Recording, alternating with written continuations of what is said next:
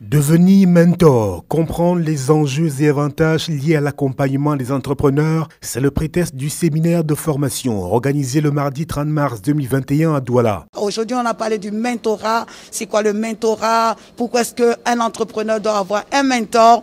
On a l'impression d'être tout seul en abandonné quand on crée une entreprise. On a besoin d'être entouré. On a besoin de quelqu'un qui a de l'expérience. On a besoin de quelqu'un qui est disponible pour partager ce que cette personne a vécu lorsqu'il est en train aussi de créer son entreprise. Être mentor, c'est quelque chose d'extraordinaire qu'on doit vraiment encourager, qu'il y ait ces plateformes, pourquoi pas la Chambre de commerce, pourquoi pas au niveau des différentes institutions qui travaillent beaucoup avec les entrepreneurs pour les aider à pouvoir avoir, parce que c'est plus qu'un parrainage, c'est quelque chose qui permet vraiment à tout entrepreneur de s'appuyer sur quelqu'un qui connaît le chemin que eux, jeunes entrepreneurs, sont en train d'emprunter.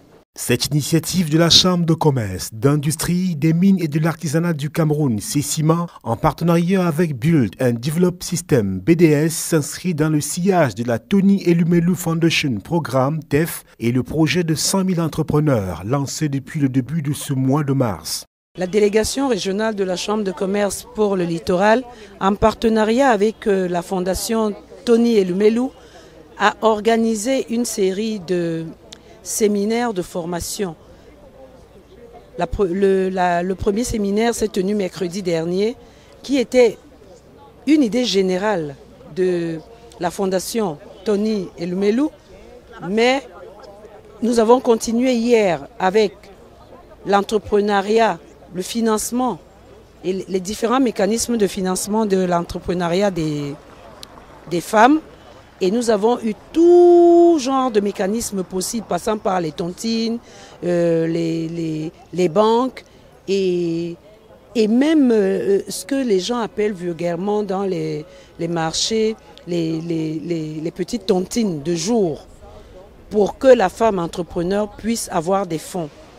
Aujourd'hui, nous avons clôturé cette série avec la connaissance du mentorat. Qu'est-ce que c'est qu'un mentor?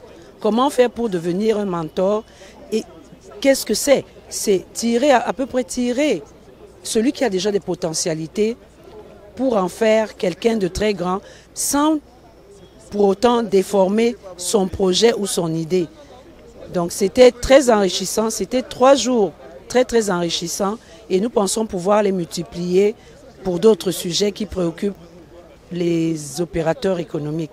Il s'est alors agi, au cours des échanges très riches, d'entretenir les nombreux participants venant d'horizons divers du monde de l'entrepreneuriat sur le mentorat et l'accompagnement des entrepreneurs. Oui, mes attentes ont été satisfaites et bien plus parce que franchement, ça permet de rencontrer des personnes merveilleuses. Ça m'a permis de rencontrer des personnes merveilleuses et un point que j'ai beaucoup apprécié, c'est l'humilité des uns et des autres. C'est-à-dire tout le monde est à l'écoute, tout le monde est prêt à répondre aux questions, oui, à guider. Donc c'est quelque chose de vraiment bien.